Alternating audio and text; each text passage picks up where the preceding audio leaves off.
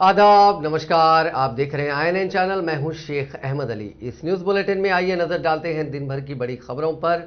रुकने पार्लियामेंट रेवंत रेड्डी को तेलंगाना प्रदेश कांग्रेस कमेटी का नया सदर मुकर्रर किया गया है। AICC ने इस सिलसिले में अहकाम जारी कर दिए हैं।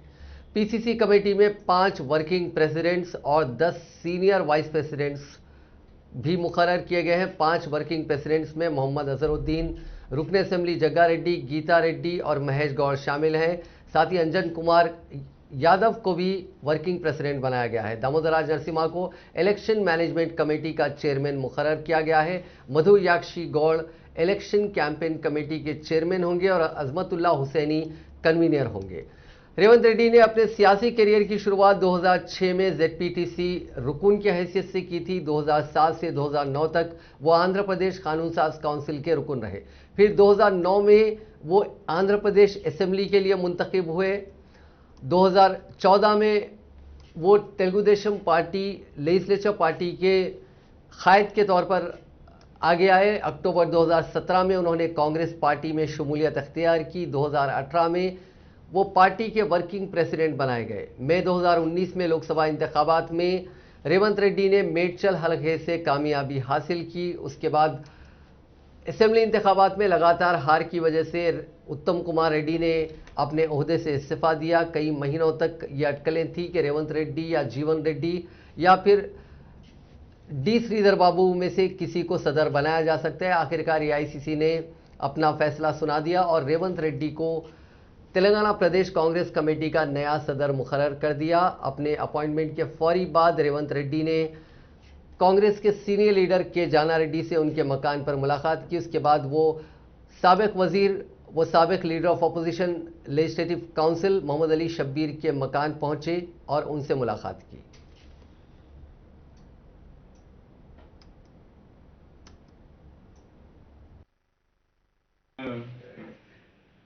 సారా నీకు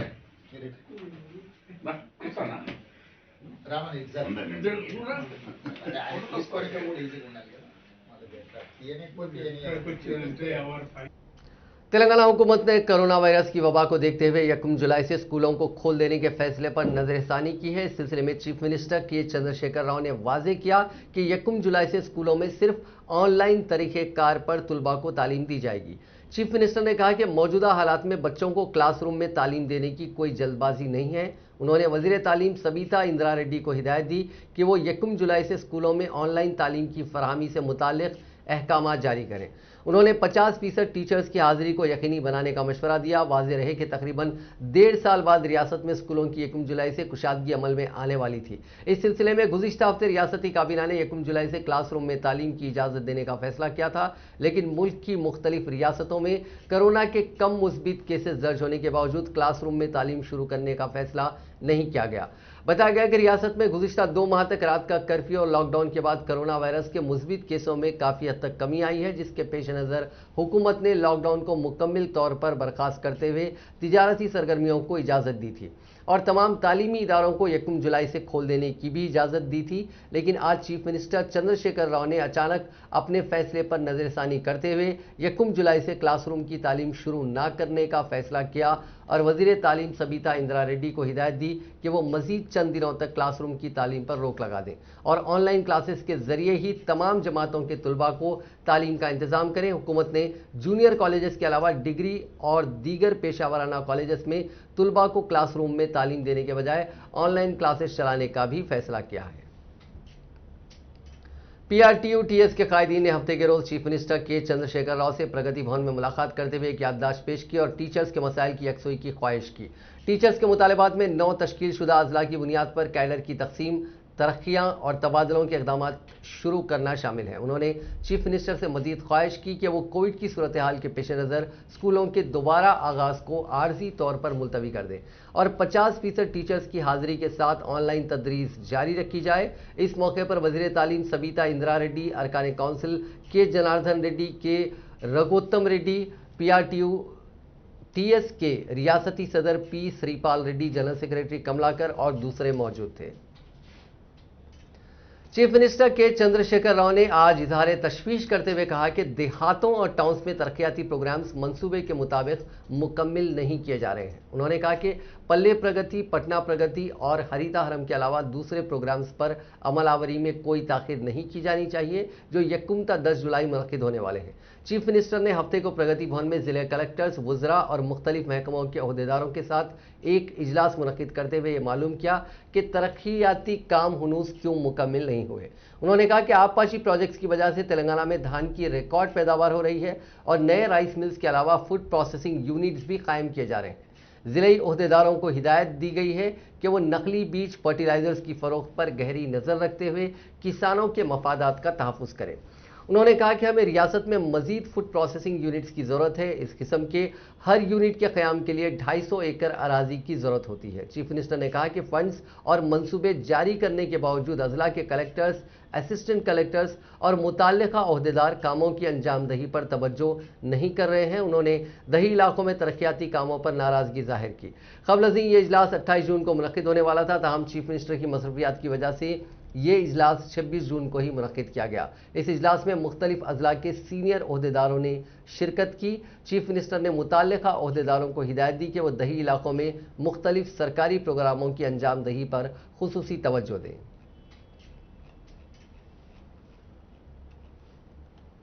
चीफ मिनिस्टर के चंद्रशेखर राव ने सीएम दलित एम्पावरमेंट स्कीम के लिए गाइडलाइंस तैयार करने के सिलसिले में इतवार यानी 27 जून को प्रगति भवन में कुल जमाती कायदीन के साथ एक इजलास मुनक्किद करने का फैसला किया।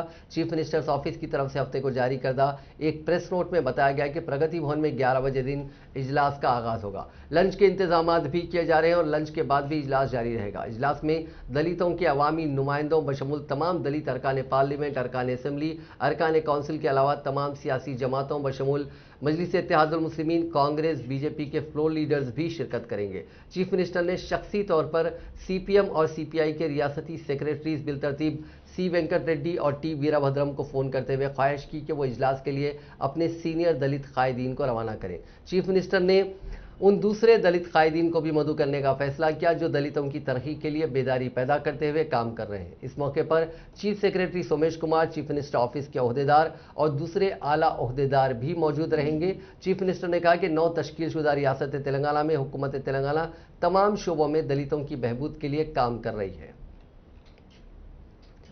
वजीर बल्दी नज़्म व नस्क KT रामाराव ने कहा कि तेलंगाना हुकूमत 9,000 करोड़ रुपए से शहर हैदराबाद में गरीब आवाम के लिए डबल बेडरूम मकानात तामीर कर रही है। हफ्ते के दिन सनत नगर असेंबली हल्के के राम गोपालपेट डिवीजन के अम्बेडकर नगर में 28 करोड़ 50 लाख रुपए की लागत से 330 डबल बेडरूम मकानात मुस्तहिक अफराद के हवाले किए गए। इसके बाद मुनक्किदा तकरीब से खिताब करते हुए उन्होंने कहा कि मुल्क के 5 बड़े शहरों में हैदराबाद वाहिद शहर है जहां पर बड़े पैमाने पर गरीब आवाम के लिए डबल बेडरूम मकान तामीर किए जा रहे हैं। उन्होंने कहा कि KCR हुकूमत 1 रुपये का बोझ डाले बगैर ये मकान तामीर कर रही है। वजीर मौसूफ ने कहा कि हुसैन सागर के साहिल पर अम्बेडकर नगर है, इसके लिए यहाँ के मकीनों की जिम्मेदारी है कि हुसैन सागर की सफाई का ख्याल रखें। उन्होंने कहा कि हुसैन सागर में कचरा ना फेंकें और किसी को कचरा फेंकने ना दें। KTR ने इस इलाके में सरसब्जी व शादाबी को फ़रोग़ देने के लिए काम करने का मशवरा दिया। उन्होंने कहा कि जिनको मकान अलॉट किया गया है वह अपने मकान के साथ साथ अतराफ के इलाकों की सफाई का ख्याल रखें।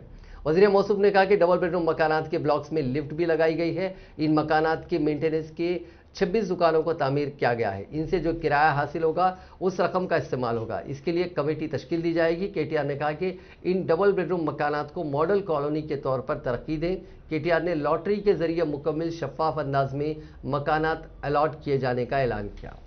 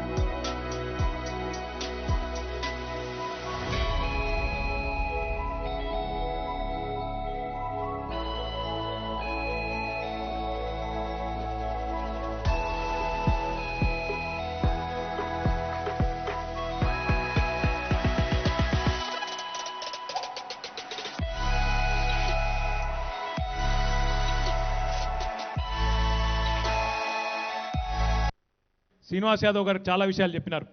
కానీ పెద్దలు ఎప్పుడూ ఒక మాట చెప్తారు, ఇల్లు గట్టి చూడు పెళ్లి చేసి చూడు అంటారు. ఎందుకంటే జీవితంలో మనిషి జీవితంలో ఈ రెండు చాలా కష్టమైన పనులు. పెళ్లి చేయాలంటే చాలా తిప్పలు పడాలి, ఇల్లు కట్టాలంటే కూడా చాలా తిప్పలు పడాలి. ఏ మనిషికైనా జీవిత లక్ష్యం ఇది. తన పిల్లలు బాగుండాలి, తన కుటుంబం బాగుండాలి, వాళ్లకు మంచి నివాసం ఉండాలనే కోరిక ఎవరికైనా ఉంటుంది. కానీ భారతదేశంలో 28 రాష్ట్రాలుంటే ఏ రాష్ట్రంలో లేని విధంగా మన ముఖ్యమంత్రి కేసీఆర్ గారు ఇవాళ ఒకటే అంటున్నారు, ఇల్లు నేనే కట్టిస్తా, లగ్గం కూడా నేనే చేసి ఒక్క పైసా అవసరం లేకుండా కళ్యాణ లక్ష్మి షాదీ ముబారక్ కార్యక్రమం ద్వారా మీ ఆడబిడ్డల పెళ్లి కూడా నేనే చేస్తా అంటున్నా ఏకైక ముఖ్యమంత్రి భారతదేశంలో కేసీఆర్ గారు అనే మాట నేను ఈ సందర్భంగా మీకు విజ్ఞప్తి చేస్తా ఉన్నా. ఇంకొక మాట కూడా ఈ సందర్భంగా నేను మీకు విజ్ఞప్తి చేయాలి. హైదరాబాద్ పట్టణంలో ఈరోజు, ఎందుకంటే భారతదేశంలో హైదరాబాద్ లాంటి నగరాలు కేవలం 5-6 మాత్రమే ఉన్నాయి. ఒక ఢిల్లీ, ముంబై, కలకత్తా, మద్రాసు, బెంగళూరు, హైదరాబాద్, ఈ 6 నగరాలే ఉన్నాయి. ఈ 6 నగరాల్లో ఎక్కడ కూడా ఇంత పెద్ద మొత్తంలో పేదల కోసం ఇల్లు కట్టిస్తున్న కార్యక్రమం ఎక్కడ కూడా లేదు. ఈరోజు మన జిహెచ్ఎంసీ ఆధ్వర్యంలో గౌరవ ముఖ్యమంత్రి గారి ఆశీస్సులతో హైదరాబాద్ మహానగరంలో 9,000 కోట్ల పైచిలకు రూపాయలతో పేదవారి కోసం ఇల్లు కడుతున్న ఏకైక మహానగరం భారతదేశంలో హైదరాబాద్ అనే మాట నేను చాలా గర్వంగా. वजीर फाइनेंस टी हरीश राव इतवार यानी 27 जून को तेलंगाना वुमेन्स कमीशन के दफ्तर का इफ्तिताह करेंगे। शहर के रानीगंज में वाक़ बुद्धा भवन की दूसरी मंजिल पर तेलंगाना वुमेन्स कमीशन के दफ्तर को कायम किया गया है। इतवार की सुबह 10 बजे इफ्तिताही तकरीब मुनक्किद होगी, जिसकी सदारत chairperson women's commission Sunitha Laxma Reddy करेंगी।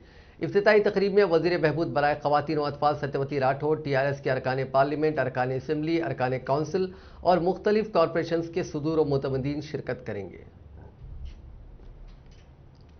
वजीर ट्रांसपोर्ट अजय कुमार ने कहा कि आंध्र प्रदेश हुकूमत कृष्णा नदी पर गैर कानूनी प्रोजेक्ट्स तामीर कर रही है। मीडिया से बात करते हुए उन्होंने कहा कि पोतीरेड्डीपाडु प्रोजेक्ट के खिलाफ केसीआर शुरू से ही जद्दोजहद कर रहे हैं। मरकजी हुकूमत को आंध्र प्रदेश हुकूमत गलत बावर कराते हुए गैर कानूनी प्रोजेक्ट्स तामीर कर रही है। बीजेपी कायदीन आंध्रा में एक बात करते हैं और तेलंगाना में एक और बात करते हैं। उन्होंने कहा कि इस वक्त कृष्णा के पानी की तकसीम के वक्त केसीआर नहीं थे, इंदिरा गांधी वजीर आजम थी। जगनमोहन रेड्डी ने पानी के मामले में अपने वालिद को पीछे छोड़ दिया। उन्होंने कहा कि दोनों रियासतों की आवाम की भलाई के लिए केसीआर ने रायलसीमा को पानी ले जाने की बात कही थी। इसको आंध्रा कायदीन तोड़ मरोड़ कर पेश कर रहे हैं। ट्राइब्यूनल में दोनों रियासतों के लिए पानी की तकसीम मुकम्मल नहीं हुई है। उन्होंने कहा कि राजशेखर रेड्डी के बारे में प्रशांत रेड्डी ने जो कहा वो 100% दुरुस्त है। उन्होंने कहा कि तेलंगाना आवाम के हुकूक के लिए बात कर रहे हैं, हीरो बनने के लिए नहीं। వారి పిల్లలు కూడా అదే మాట్లాడారు. తెలంగాణ పట్ల ఎప్పుడు వివక్ష చూపిన కుటుంబం ఆ కుటుంబం. అట్లాంటి వాళ్ళు ఇవాళ తెలంగాణ హక్కుల పరిరక్షణ కోసమని ఒక ఆమె మాట్లాడుతూ ఉంది.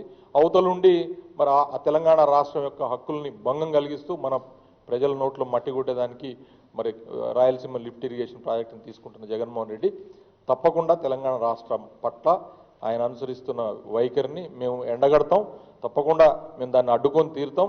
ఏ స్థాయికైనా సరే మేము ఉద్యమించడానికి తెలంగాణ మంత్రులు కానీ, ప్రజాప్రతినిధులు కానీ, లేదా టీఆర్ఎస్ శ్రేణులు కానీ మేమందరం కూడా గట్టిగా దాన్ని ఎదుర్కొంటాం, ప్రతిఘటిస్తామని చెప్పి తెలియజేస్తాం. ఎందుకంటే వాళ్ళ మంత్రులు ఇంక చెప్తా ఉన్నారు, మేము గ్లాసుడు కూడా తీసుకోలేదు, చెంచాడు కూడా తీసుకోలేదు, మేము నీటి వాటాలంటే ఒరిజినల్లీ శ్రీశైలం ప్రాజెక్ట్ అనేది పవర్ ప్రాజెక్టు. ఇవాళ పవర్ ఆపమని చెప్పే హక్కు నీకు ఎక్కడుంది అసలుకి?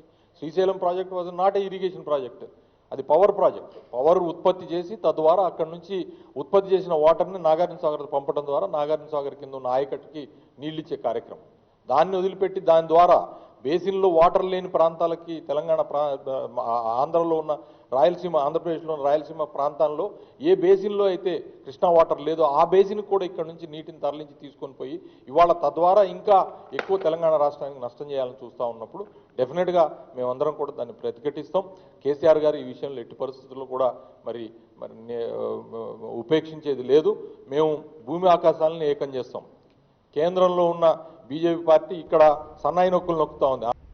वजीर ज़राअत जी निरंजन रेड्डी ने मीडिया से बात करते हुए बताया कि मुत्तहिदा रियासत आंध्र प्रदेश में कांग्रेस और तेलुगु देशम आंध्राई हुक्मरानों ने तेलंगाना की आवाम के साथ नाइंसाफ़ी की और अब भी आंध्र प्रदेश के वजीर आला वाई जगनमोहन रेड्डी रायलसीमा में आबपाशी प्रोजेक्ट्स तामीर करते हुए तेलंगाना का पानी रायलसीमा के लिए हासिल करने की कोशिश कर रहे हैं। उन्होंने कहा कि टीआरएस हुकूमत और वजीर आला चंद्रशेखर राव इस मसले पर बीजेपी की तरह खामोश नहीं रहेंगे। उन्होंने बताया कि तेलंगाना हुकूमत इस मसले पर ट्रिब्यूनल से रुजू होगी और जरूरत पड़ने पर सुप्रीम कोर्ट जाने से भी गुरेज नहीं करेगी। కార్యాలయానికి పంపించినా టోల్ ఫ్రీకి పంపించినా ఇమీడియట్గా దాన్ని క్లియర్ చేపిస్తామని చెప్పి నేను మనవి చేస్తా ఉన్నా. ఇది రైతు బంధుకు సంబంధించి మొత్తం మనం ఇచ్చినటువంటి పేమెంట్లో నేను మళ్ళొకసారి పునరుద్ఘాటించి చెప్తున్నా 7,360 కోట్లు 7,360 కోట్ల 41 లక్షల రూపాయలలో మొత్తం డబ్బు చేరినటువంటిది అత్యధిక శాతం డబ్బు చేరినటువంటిది సన్న చిన్నకారు రైతులకే. 10 ఎకరాల పైన భూమి ఉన్నటువంటి రైతులకు చేరినటువంటి డబ్బు 10 ఎకరాలు ఆ పైన ఉండేటువంటి రైతాంగానికి చేరినటువంటి డబ్బు రైతు బంధులో కేవలం 600 కోట్లు మాత్రమే. ఇది యథార్థం. దీన్ని ఈ లెక్కలన్నీ కూడా అందుబాటులో ఉన్నవే. ప్రతిరోజు మేము వ్యవసాయ శాఖ తరఫున ఎవ్రీడే రిలీజ్ చేసినాం. ఈ రోజు ఎన్ని ఎకరాలకు ఎంత అమౌంట్ పోయింది, రేపు ఎన్ని ఎకరాలకు ఎంత అమౌంట్ పోయింది రికార్డు ఉంది. రికార్డు ఇంత స్పష్టంగా ఉండంగా కూడా పుణ్యాత్ములు ఒక సెక్షన్ ఆఫ్ మీడియా వాళ్ళు ఇది మొత్తం వేరే వాళ్ళకి చేరింది అనేటువంటి విధంగా వాళ్ళు ప్రచారం చేయడం అనేది కొంచెం బాధ కలిగిస్తుంది. అది బాధ్యత కూడా కాదు. ఆ రకంగా ఫిగర్స్ను బట్టి అంశాలు రాయండి, వాళ్ళ కోణం వాళ్ళు తీసుకుంటే మాకు అభ్యంతరం లేదు. కానీ तेलंगाना प्लानिंग बोर्ड के नायब सदर बी विनोद कुमार ने मरकजी हुकूमत से मुतालबा किया है कि वो जम्मू कश्मीर रियासतों में असेंबली हलकों में इजाफे की कोशिश के दौरान तेलंगाना की असेंबली हलकों में भी इजाफे के इकदाम करें, जिस तरह के आंध्र प्रदेश की तंजीम जदीद कानून में इस बात का वादा किया गया था। मीडिया से बात करते हुए विनोद कुमार ने कहा कि रियासत की तंजीम जदीद कानून के मुताबिक 2 तेलुगु रियासतों में फौरी तौर पर असेंबली की सीटों में इजाफा करने की जरूरत है। उन्होंने बताया कि दोनों रियासतों के चीफ मिनिस्टर्स ने वजीर आजम नरेंद्र मोदी को असेंबली हलकों में इजाफे की दरखास्त की थी, लेकिन नरेंद्र मोदी ने वाजे किया था कि 2026 तक असेंबली हलकों में इजाफे का सवाल ही पैदा नहीं होता, क्योंकि इसके लिए दस्तूर में तरमीम की जरूरत पड़ेगी। लेकिन जम्मू कश्मीर में बीजेपी असेंबली की सीटों में इजाफा करने की कोशिश कर रही है। विनोद कुमार ने कहा कि बीजेपी सियासी मफाद के लिए इस तरह की कोशिश शुरू की है। उन्होंने कहा कि हालिया दिनों जम्मू कश्मीर के मसले पर वजीर आजम की जानिब से तलब करदा कुल जमाती इजलास में असेंबली की सीटों में इजाफे का मंसूबा मंजर आम पर आया था। उन्होंने कहा कि एक तरफ नरेंद्र मोदी हुकूमत एक मुल्क एक कानून का नारा देती है, तो दूसरी तरफ रियासतों के साथ इंतहाई एक मुख्तलिफ सलूक किया जाता है। विनोद कुमार ने मरकज से मुतालबा किया कि वो तेलंगाना की 119 असेंबली सीटों में इजाफा करते हुए उसे 153 तक बढ़ा दें। हुजूराबाद में चल रही साबिक वजीर ईटला राजेंद्र और हुकूमत के दरमियान रस्साकशी में फिर एक मरतबा चार मीनार की मंदिर अहम रोल अदा करने वाली है। जुमे के दिन साबिक वजीर ईटला राजेंद्र के वजीर आला को लिखे गए मकतूब को बीजेपी के जानिब से फर्जी करार देने पर टीआरएस के रुकन असेंबली बालका सुमन ने सदर बीजेपी बंडी संजय को चैलेंज किया कि अगर वो मकतूब फर्जी है तो वो भाग्यलक्ष्मी मंदिर में कसम खाएं कि मकतूब फर्जी है। वाज़ेह है कि बल्दी इंतखाबात से भाग्यलक्ष्मी मंदिर सियासी तौर पर बहुत मशहूर हो चुकी है। अगर किसी को अपना दावा सच साबित करना है तो वो भाग्यलक्ष्मी मंदिर में कसम खा लें।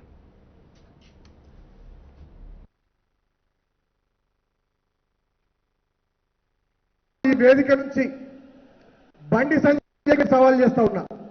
ఈ వేదిక నుంచి భారతీయ జనతా పార్టీ రాష్ట్ర శాఖ అధ్యక్షుడు బండి సంజయ్కి సవాల్ చేస్తా ఉన్నా. ఆ లేఖ ఫేక్ లేఖ అయితే, ఆ లేఖ నిజమైన లేఖ కాకుంటే బండి సంజయ్ గారు అది నిజమైన లేఖ కాదు, ఒక ఫేక్ లెటర్ అని భాగ్యలక్ష్మి అమ్మవారి గుళ్ళో భాగ్యలక్ష్మి అమ్మవారి మీద ప్రమాణం చేస్తావా బండి సంజయ్? तेलंगाना कांग्रेस की जानिब से दलितों पर हो रहे मजालिम के खिलाफ आज एक दिन की भूख हड़ताल गांधी भवन में मुनक्किद की गई। इस भूख हड़ताल में पीसीसी सदर उत्तम कुमार रेड्डी, कांग्रेस एससी सेल के कौमी सदर रावत, सीएलपी लीडर भट्टी विक्रमार्का, कांग्रेस कायदीन डॉक्टर दासरजू श्रावण, पुन्नला लक्ष्मैया, संपत कुमार, बलराम नायक और दूसरों ने शिरकत की। इस मौके पर खिताब करते हुए उत्तम कुमार रेड्डी ने गुज़िश्ता हफ्ते भोनगिर जिले के अड्डा गुडूर पुलिस स्टेशन में एक दलित खातून मरियम्मा की लॉकअप डेथ पर अपनी गहरी तशवीश का इजहार किया। उन्होंने कहा कि मरियम्मा को उनके बच्चों के सामने ही पुलिस ने मारपीट की थी। उन्होंने कहा कि आए दिन दलितों पर मजालिम के वाकयात में इजाफा हो रहा है। रियासत में 60 लाख दलित हैं, लेकिन काबिल काबीना में उनकी नुमाइंदगी नहीं है। कांग्रेस पार्टी हमेशा दलितों, अक़लियतों और बीसी तबकात के साथ हो रही नाइंसाफी के खिलाफ आवाज उठाती आ रही है। చదువుకున్న చంద్రశేఖరరావు అనే కుటుంబ సభ్యులు అనే మంత్రులందరూ కూడా తెలంగాణ సమాజానికి అందరూ క్షమాపణ చెప్పాలని డిమాండ్ చేస్తున్నారు. అసలు సిగ్గు, శరము, లజ్జ ఉందని అడుగుతున్నా. 17వ తారీఖున కస్టడీ డెత్ జరిగితే నిన్న కాంగ్రెస్ పార్టీ శాసనసభాపక్ష నాయకులు, ఎమ్మెల్యేలు భట్టి విక్రమార్క గారు, జగ్గారెడ్డి గారు, శ్రీధర్ బాబు గారు, రాజగోపాల్ రెడ్డి గారు, అదేవిధంగా ఎస్సీ డిపార్ట్మెంట్ చైర్మన్ ప్రీతం నిన్న కలిస్తే అరే అట్లా జరిగింది సంఘటన నాకు తెలియదేంటట. మరి ఒక దళిత మహిళ పోలీస్ స్టేషన్ లో చంపబడ్డ వారం రోజులు కూడా సమాచారం లేదంటున్న ముఖ్యమంత్రికి ముఖ్యమంత్రి స్థానంలో ఉండే అర్హత ఉందా అని చెప్పి కాంగ్రెస్ పార్టీ అడుగుతుంది. అదేవిధంగా నేనేదో మీడియా చూసిన 27వ తారీఖున ఏదో ఎస్సీ ఎంపవర్మెంట్ గురించి మీటింగ్ అట. కల్వకుంట్ల చంద్రశేఖరరావు గారు సిగ్గుపడాలి. మీరు దళిత ముఖ్యమంత్రి అన్నారు, ఎందుకు జైల్లో ముందు జవాబు చెప్పండి. ఎస్సీ ఎంపవర్మెంట్ గురించి మాట్లాడేది అసలు మీరేదైతే ఎస్సీ ఎంపవర్మెంట్ తెలంగాణ రాకముందు మొదటి ముఖ్యమంత్రి దళితులలో మీరు చేయకపోగా దళితులను మోసం చేసి ఈరోజు వాళ్ళని అనేక విధాలుగా మీ పరిపాలనలో హరాస్మెంట్ గురైపోయి ముఖ్యమంత్రి పోనీయండి. తెలంగాణలో అతిపెద్ద సామాజిక వర్గమైన మాదిగ సామాజిక వర్గం, యావత్ తెలంగాణలో 12% మాదిగ సామాజిక వర్గం. తెలంగాణ రాష్ట్రంలో 50 లక్షల మాదిగలు ఉంటే 50-60 లక్షల మాదిగలు ఉంటే అక్రమంగా పోలీస్ స్టేషన్లు తీసుకుపోయి కొడితే ఆమెని, ఆమె కొడుకుని, ఆమె బిడ్డని అంటే ఎవరి అండ చూసుకుని, ఎవరు ధైర్యం తీసుకుని ఒక sub inspector, constables police station లో కొట్టిందో ఆలోచన చేయాలి. रुकन असेंबली जग्गारेड्डी को तेलंगाना प्रदेश कांग्रेस कमेटी का वर्किंग प्रेसिडेंट नामजद किए जाने पर हैदराबाद कांग्रेस माइनॉरिटीज डिपार्टमेंट के चेयरमैन समीर वलीउल्लाह ने उनसे गांधी भवन पहुंचकर मुलाकात की और तहनीत पेश की। इस मौके पर बात करते हुए समीर वलीउल्लाह ने उम्मीद जाहिर की कि जग्गारेड्डी बहैसियत कारगुजार सदर रियासत भर में कांग्रेस पार्टी को मजबूत बनाने के लिए काम करेंगे। इसके अलावा समीर वलीउल्लाह ने रुकने पार्लियामेंट ए रेवंत रेड्डी के टीपीसीसी सदर नामजद किए जाने पर उन्हें मुबारकबाद पेश की और उन्हें भी तहनीत पेश की।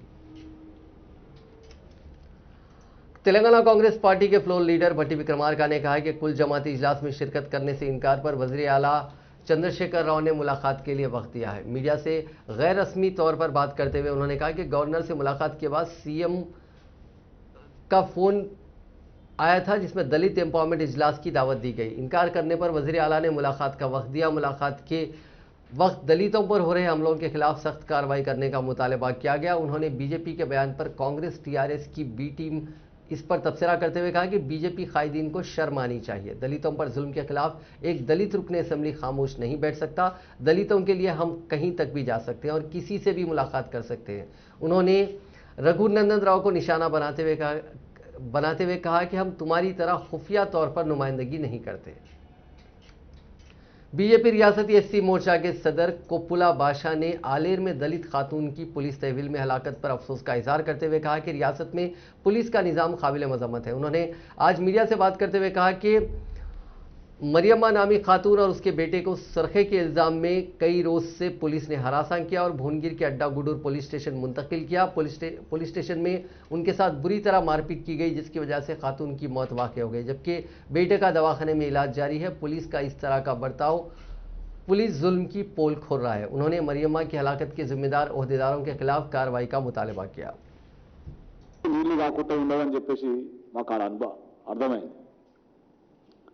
వారి యొక్క కుటుంబం సంబంధించినటువంటి ఇల్లు కావచ్చు, వాళ్ళ యొక్క జీవన విధానం కావచ్చు, ఒక రోజు కోలుకోకుంటే మరుసటి రోజు వాళ్ళ యొక్క జీవనం గడవదు.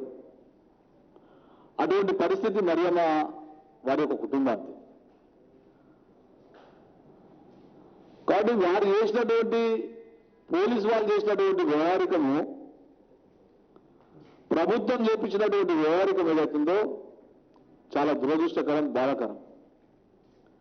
మేము పర్యటన చేసిన పోచిన గంట 2 గంటలలో కేసీఆర్ గారు ఈ యొక్క తెలంగాణ ద్వారా రాష్ట్ర ముఖ్యమంత్రి మరొక నిజాం ద్వారా కేసీఆర్ గారు कुल जमाती किसान कमेटियों के कारकुनों ने हफ्ते को इंदिरा पार्क के करीब एहतजाजी रैली मुनज़्ज़म करते हुए मरकज से 3 नए ज़रई क़वानीन से दस्तबरदारी का मुतालबा किया और कहा कि ये क़वानीन मुखालिफ किसान हैं। एहतजाजियों ने कहा कि नए ज़रई क़वानीन के निफाज का मकसद सिर्फ कॉरपोरेट इदारों को फ़ायदा पहुँचाना है और उन क़वानीन से फौरी दस्तबरदारी इख्तियार की जानी चाहिए। किसानों की यूनियनों के कायदीन के अलावा नामवर फिल्म अदाकार पी नारायण ने भी एहतजाजी रैली में शिरकत की।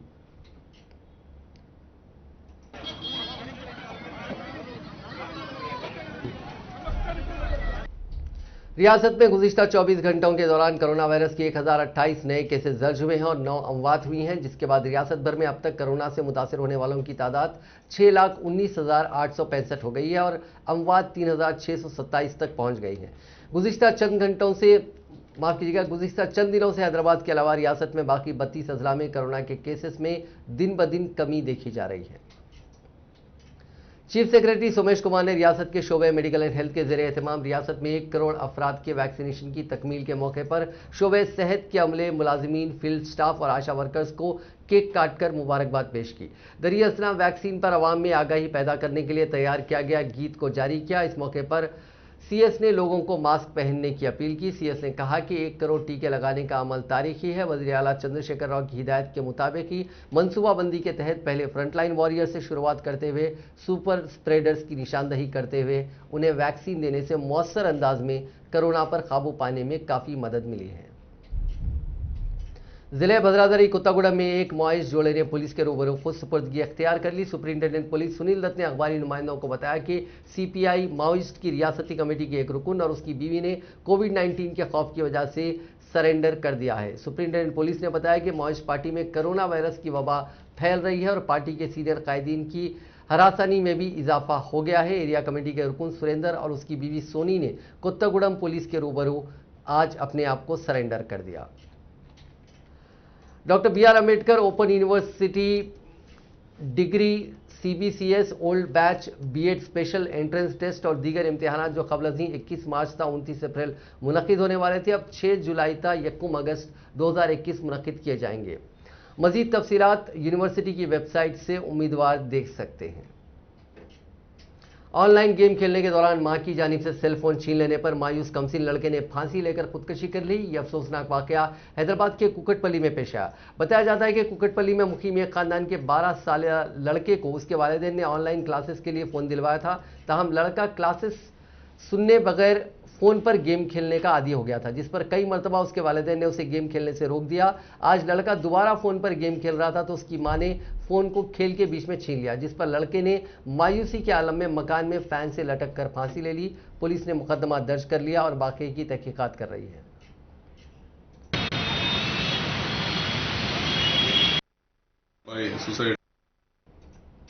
तेलंगाना में नदी अबूर करने के दौरान एक ही खानदान के 4 अफराद पानी में गर्काब हो गए, जिनमें मां और बच्चे शामिल हैं। यह अफसोसनाक वाकया जिले कामारेड्डी के भिकनूर में पेश आया। 3 अफराद की लाशें पानी से निकाली गईं और एक की तलाश जारी है। पुलिस का कहना है कि हलाक होने वाले अफराद एक ही खानदान से हैं। जाँ भाग होने वाले अफराद की शिनाख्त बेकुंडा मंडल सेटलोर गांव से है। यह हादसा मांजरा कैचमेंट एरिया में 14वां मंदिर के जाने के लिए नदी अबूर करते वक्त पेश आया। हैदराबाद मेट्रोपॉलिटन डेवलपमेंट अथॉरिटी यानी एचएमडीए ने कोकापेट की अराजी को सीएनएन वेंचर्स की जानिब से फरोख्त करने का इल्जाम आयद करते हुए सेंट्रल क्राइम स्टेशन में शिकायत दर्ज करवाई है, जिस पर सीसीएस पुलिस ने मस्कुरा सीएनएन वेंचर्स के खिलाफ एक एफआईआर 104/2021 दर्ज कर लिया। एचएमडीए के इल्म में बात आई कि मरकजी जेर इंतजाम इदारे एमएसपीटी लिमिटेड के जरिए कोकापेट के अराजियात का ई ऑक्शन जारी है। इस दौरान अवाम को गुमराह करते हुए सीएनएन वेंचर्स चंद अखबारात में इश्तिहार के जरिए कोकापेट की अराजी को फरोख्त करने की कोशिश कर रही है। सीएनएन वेंचर्स ने मुख्तलिफ इश्तिहारात में कहा कि वो 1500 का फ्लैट कोकापेट में 3 BHK स्क्वायर मीटर पर की अराजियात पर तैयार करेगी। एचएमडीए ने इस वेंचर के खिलाफ कानूनी कार्रवाई करने की सीसीएस से दरखास्त की है। नाजरीन, इस न्यूज़ बुलेटिन में बस इतना ही। देखते रहिए INN चैनल।